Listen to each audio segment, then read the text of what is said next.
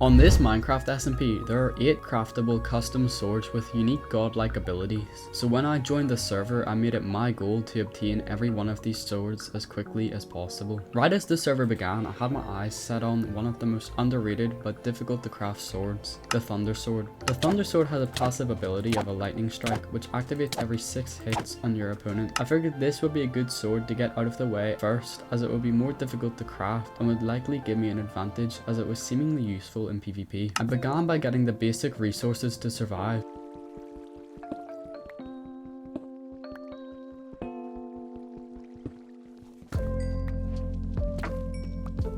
There we go, first diamonds, real card. Oh, that's good. I got 7 blaze rods, a pearl, 3 magma. Alright, I'm not like fully geared up, but I got 3 stacks. So this is max XP, max pearls. Gold sword, full prot 4 on breaking mending shield with 11 gaps. Golden cards, 6 sat stews. I got a set of strength, set of speed, fire res. And then focused on getting the resources for the Thunder Sword's recipe. I would need to visit a trial chamber for the trims. Oh, yes. I got one of the 2 trims I need. Nice. Do a raid for the totems. And now I fumble this because it's just over. You guys still down for some forest tonight? Yes. Yes. Nice. There it is. And then travel the world to get the required materials for the conduit. However, getting the Nautilus shells I needed for the conduit was proving to be pretty difficult. I spent a total of 6 hours traveling the world and fishing trying to find Nautilus shells, but with players sleeping through every night, drowned weren't spawning enough, and eventually I gave up and decided to take a different approach. I built an AFK fishing farm in order to be able to fish for the shells whilst I was busy, and I would be safe doing this due to the server's rule against AFK killing. However, what I didn't realize was that a few years ago, Mojang changed AFK fishing farms so that you can't get loot from 1 block of water. Due to this change, I had to build an entirely new AFK fish farm, which took a couple hours. However, after leaving this AFK for 1 night, I finally had the required 8 shells to craft the conduit for the Thunder Sword. 8 Nautilus shells, which means I can craft a conduit. And now I can craft the Thunder Sword.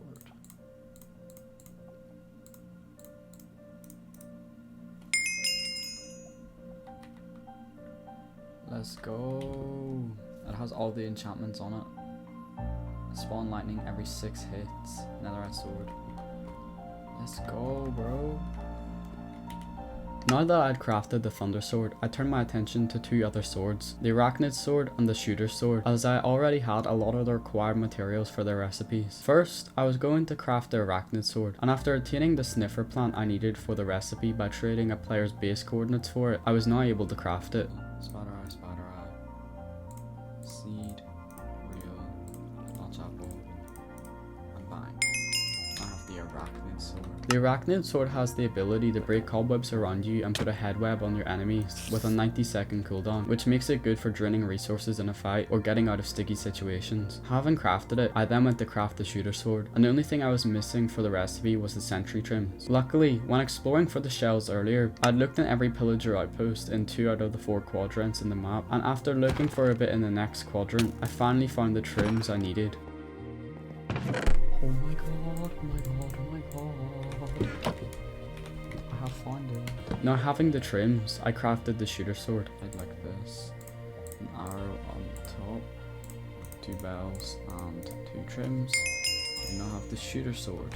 The Shooter sword had the ability to shoot an arrow that does 3 hearts of damage every 40 seconds, making it very situational, but something that could turn the tables in a fight. After crafting those 2 swords, I noticed I had the materials for one last sword, the Dash sword, which, as you can tell by the name, has the ability to launch you every 10 seconds, making it the ultimate getaway sword. However, after crafting these 4 swords, I decided it was time to go and take fights and get the rest of my swords that way, instead of just crafting them all. However, this didn't go to plan and I dropped twice at spawn. This caused me to lose my Shooter sword, which sucked. But what wouldn't suck is if you guys could subscribe. These videos take a long time to make, and I would really appreciate that if you're enjoying the video so far, that you could click the subscribe button, because we're getting really close to hitting 250 subscribers, and it would help me out a ton if you could subscribe and help me get there. Anyways, back to the video where luckily I was able to snipe a strength sword off a player who died at spawn in a team fight.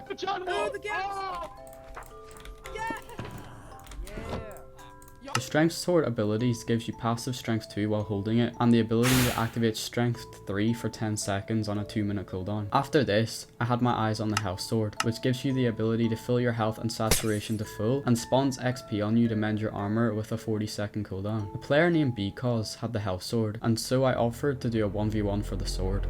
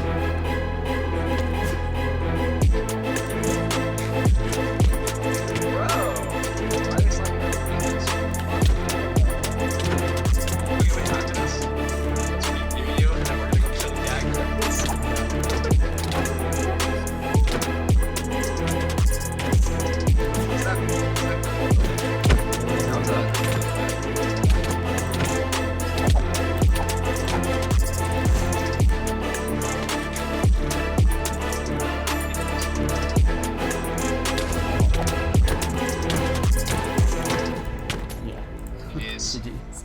Having lost that fight, I recrafted my shooter sword which I lost earlier and was able to snipe another sword off a player who died at spawn. This time I got the ice sword which had the ability to freeze a player around you as well as do tick damage to them over the time they are frozen with a 2-minute cooldown. However, just after this, they wanted to get their get back and I ended up in a team fight at spawn.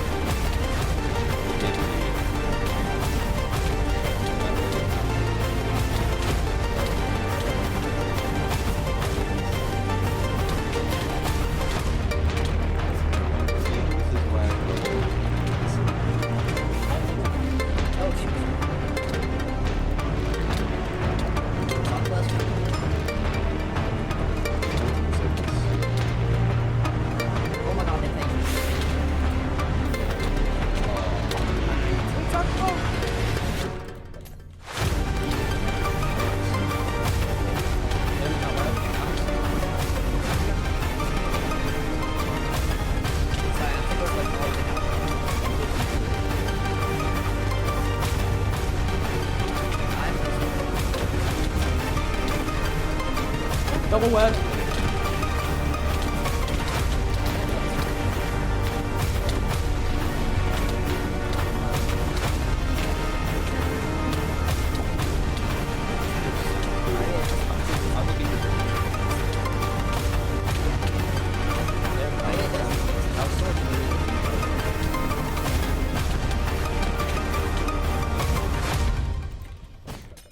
Wait, does anybody have inbuilt still or no?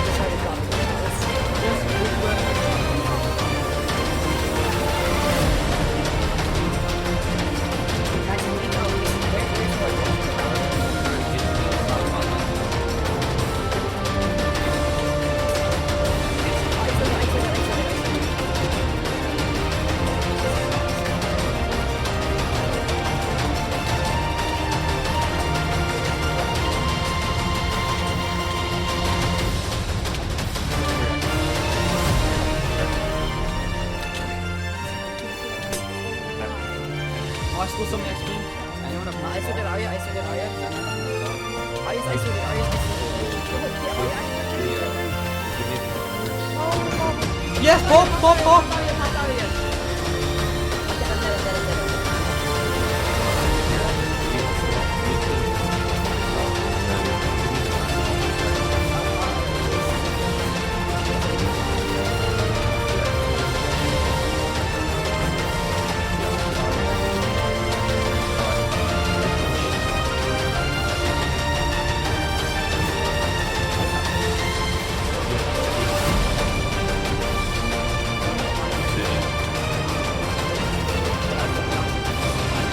Since we outnumbered them and my ally had the mace, they ran away, but they weren't too happy about it, and when all my allies logged off, I got jumped at spawn.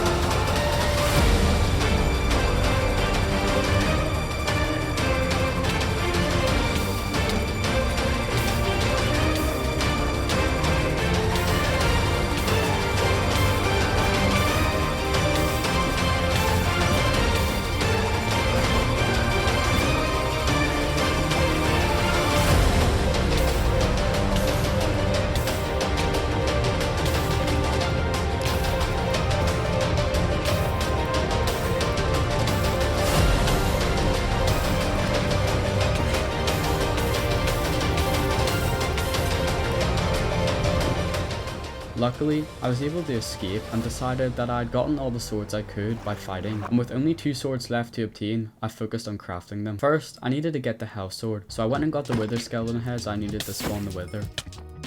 I then killed the wither, made the beacon, and crafted the health sword.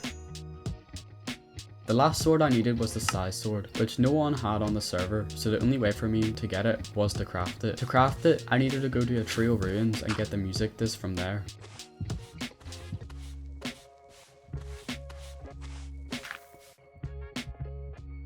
After getting the music disc, I then went to a coral reef to get sea pickles, and I now had everything I needed for the recipe. The size sword's ability makes the user tiny and gives them speed 3, and makes other players bigger and gives them slowness 3, and lasts for 15 seconds, with a 90-second cooldown. That goes there.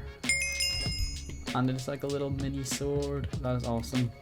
You got the size sword. Now, having crafted the size sword, I had completed my goal and obtained all 8 god swords. However, something you may have noticed is that in this video, I didn't get a single player kill, and in fact, only took L's in most fights I had on the server, and yet I was still able to complete my goal. The message I want to say is that sometimes PvP isn't everything that matters. With enough effort and determination, as well as playing a bit dirty, I was able to complete my goal. However, I must say that doing so in this way was bittersweet, and going forward I want to change that and show that I am not just the server's punching bag. However, for now this chapter has ended with me taking this win, now having every god sword which can help me get my revenge and succeed in the future.